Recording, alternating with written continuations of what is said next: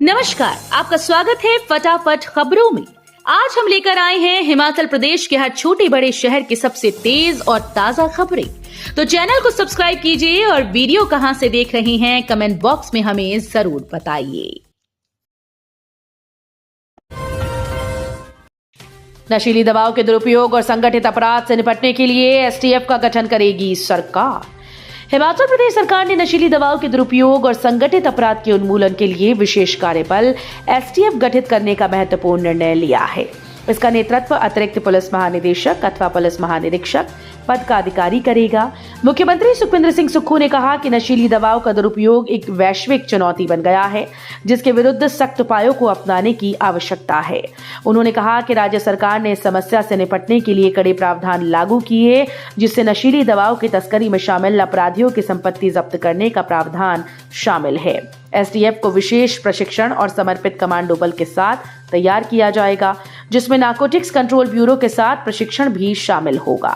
STF के लिए कुछ कर्मी पुलिस विभाग से लिए जाएंगे और बाकी अन्य बलों से शामिल किए जाएंगे। एसटीएफ के मुख्य उद्देश्यों में नशीली दवाओं की तस्करी के नेटवर्क को बाधित करना और नष्ट करना, नशीली दवाओं के सरगनाओं और संगठित गिरोहों के खिलाफ कार्रवाई करना और तेजी से फॉरेंसिक प्रोटोकॉल के माध्यम से खुफिया जानकारी एकत्र करना शामिल है। डीसी कांगड़ा ने लॉन्च किया मिशन तृप्ति अभियान। जन्म से 2 वर्ष तक बच्चे के पोषण का रखा जाएगा ख्याल। हिमाचल प्रदेश के जिला कांगड़ा में बुधवार को मिशन तृप्ति अभियान को उपायुक्त कांगड़ा हेमराज बैरवा ने जिलाधीश कार्यालय भवन से लॉन्च किया। प्रदेश के एकमात्र जिला कांगड़ा में मिशन तृप्ति अभियान एक नई पहल है। यह अभियान जिला प्रशासन और महिला एवं बाल विकास विभाग कांगड़ा के संयुक्त तत्वावधान से चलाया जा रहा है। इस अभियान में गर्भधारण से 2 वर्ष की आयु तक शिशु के पोषण का पूरा ध्यान रखा जाएगा। उपायुक्त हेमराज बैरवा ने अभियान का शुभारंभ करते हुए कहा कि जिला मिशन तृप्ति एक नई पहल की गई। शिशु के जन्म से लेकर पहले 1000 दिनों तक विशेष ध्यान देने की जरूरत होती है। शिशु के जन्म से 2 वर्ष की आयु तक शिशु की मानसिक, बौद्धिक, सृजनात्मक और शारीरिक विकास तीव्रता से होता है, जिसके मद्देनजर मिशन तृप्ति की शुरुआत जिला कांगड़ा में की जा रही है।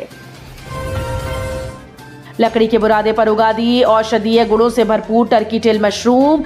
खुम्ब अनुसंधान निदेशालय को मिली सफलता। खुम्ब अनुसंधान निदेशालय ने स्तन, फेफड़े, प्रोस्टेट और कोलोरेक्टल कैंसर को रोकने में सहायक टर्की टेल मशरूम को लकड़ी के बुरादे में उगाने का सफल प्रशिक्षण कर लिया। इस पर 2 वर्ष तक शोध हुआ। इस विधि से मशरूम उत्पादन भी 4 गुना अधिक हुआ। इससे पहले विशेषज्ञ ये मशरूम गेहूं के भूसे पर ठगा रहे थे। इसके बाद अब लकड़ी के बुरादे पर यह फसल उगाई गई है। इसके 4 फ्लैश आए हैं। ये एक औषधीय मशरूम है। इसमें एंटीबैक्टीरियल के साथ साथ एंटीऑक्सीडेंट भी है। इसके सेवन से कैंसर रोगी को कीमोथेरेपी के कारण होने वाली कमजोरी से निजात मिलेगी। इससे रिकवर भी जल्दी होगी। इस विधि से अधिक उत्पादन हुआ है। डलहौजी की इस पंचायत ने किन्नरों के लिए तय की बधाई राशि। जबरन उगाही पर होगी कार्रवाई। डलहौजी की ग्राम पंचायत मनोला में किन्नरों को लेकर शगुन राशि तय कर दी गई है।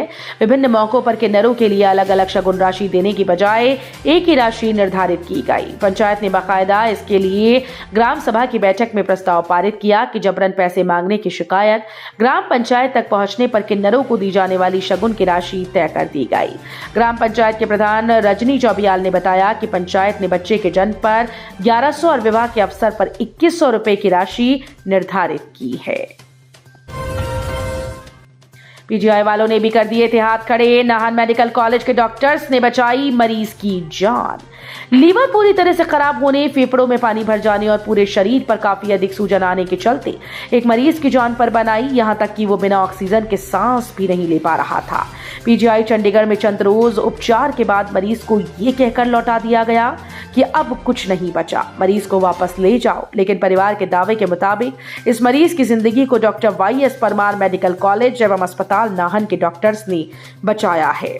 अब मरीज की हालत में सुधार है और उसे मंगलवार को अस्पताल से छुट्टी दे दी गई। फिलहाल मरीज को मेडिसिन पर रखा गया है।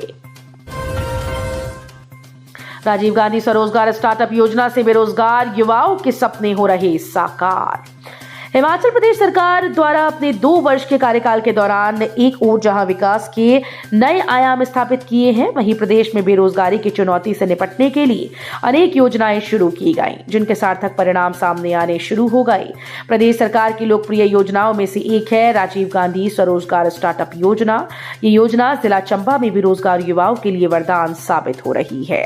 योजना के लाभार्थियों में शामिल जिला चंबा के गांव मसरून निवासी प्रवीण कुमार, गांव कुम्हारका निवासी चंदेश कुमार, गांव लाहरी निवासी जगतार सिंह, गांव काकड़ोलू निवासी राकेश कुमार, गांव ठेरू निवासी दीप कुमार व राकेश कुमार, गांव दरबला निवासी अजीत कुमार ने राजीव गांधी स्वरोजगार स्टार्टअप योजना का लाभ उठाया और 50% सरकारी सब्सिडी पर ई टैक्सी खरीदी। जयराम ठाकुर बोले, भारत दुनिया के सामने मजबूती से खड़ा है तो उसमें सेना का महत्वपूर्ण योगदान। नेता प्रतिपक्ष जयराम ठाकुर ने सर्व कल्याणकारी ट्रस्ट के द्वारा सुजानपुर के चौगान में भारतीय सेवा दिवस के अवसर पर आयोजित कार्यक्रम में जनसभा को संबोधित करते हुए कहा कि आज अगर भारत दुनिया के सबसे ताकतवर देश में से एक है, दुनिया के सामने पूरी मजबूती से खड़ा है, तो उसमें सेना का सबसे महत्वपूर्ण योगदान है।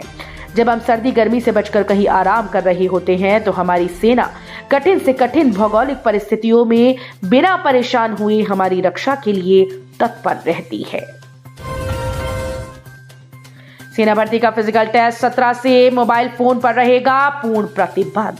थल सेना भर्ती कार्यालय हमीरपुर के निदेशक कर्नल बीएस भंडारी ने बताया कि 17 से 24 जनवरी तक यहां अणु के मैदान में होने वाले 3 जिलों के पात्र उम्मीदवारों की फिजिकल टेस्ट, मेडिकल परीक्षण और दस्तावेजों की जांच के दौरान पूरे भर्ती क्षेत्र में मोबाइल फोन पर पूर्णतः प्रतिबंध रहेगा। कर्नल बीएस भंडारी ने बताया कि इस भर्ती रैली के दौरान जिला हमीरपुर, बिलासपुर, ऊना के संयुक्त प्रवेश परीक्षा पास कर चुके लगभग 3200 युवाओं का फिजिकल टेस्ट होगा। 16 जनवरी से 9 दिन के कांगड़ा प्रवास पर रहेंगे सीएम सुक्खू, जिले को देंगे करोड़ों की सौगात। हिमाचल प्रदेश के मुख्यमंत्री सुखविंदर सिंह सुक्खू 16 से 25 जनवरी तक कांगड़ा जिले के प्रवास पर रहेंगे। हालांकि 20 जनवरी को सीएम मनाली के दौरे पर रहेंगे। इस दौरान विभिन्न विकास कार्यों का शिलान्यास और उद्घाटन करेंगे।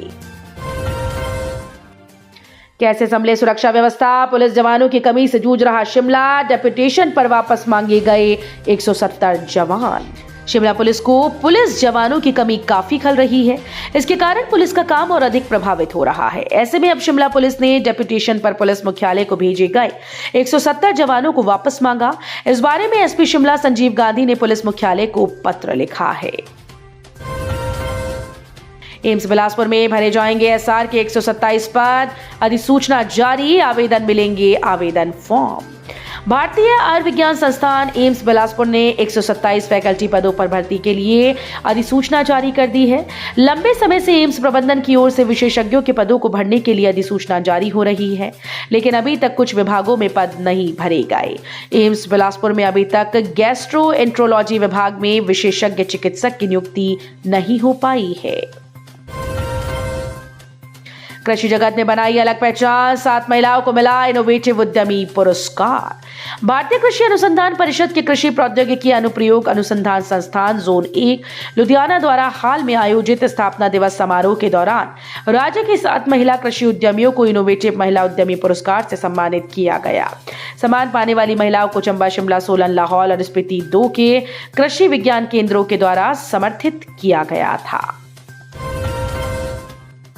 20 करोड़ की धोखाधड़ी मामले में आरोपी बैंस को विजिलेंस का नोटिस, जांच में नहीं कर रहा सहयोग। विजिलेंस ने कांगड़ा केंद्रीय सहकारी बैंक लिमिटेड के अधिकारियों और कर्मचारियों के साथ मिलकर 20 करोड़ की लोन धोखाधड़ी मामले में आरोपी युद्धचंद बैंस को नोटिस जारी किया। आरोपी विजिलेंस जांच में सहयोग नहीं कर रहा है। स्पीलो कानम सड़क से 100 मीटर नीचे हाईवे पर गिरी गाड़ी, 2 महिलाओं की मौत, 2 घायल। हिमाचल प्रदेश के किन्नौर जिले के पूह खंड की स्पीलो कानम सड़क पर बुधवार एक सड़क हादसा पेश आया। हादसे में 2 महिलाओं की मौत हो गई, जबकि चालक सहित 2 घायल हैं। घायलों को उपचार के लिए रामपुर के खनेरी अस्पताल पहुंचाया गया। पुलिस ने मामला दर्ज कर हादसे के कारणों की छानबीन शुरू कर दी है। तो ये थी आज की फटाफट खबरें। हम मिलेंगे अगले बुलेटिन में, तब तक के लिए धन्यवाद। जय हिंद।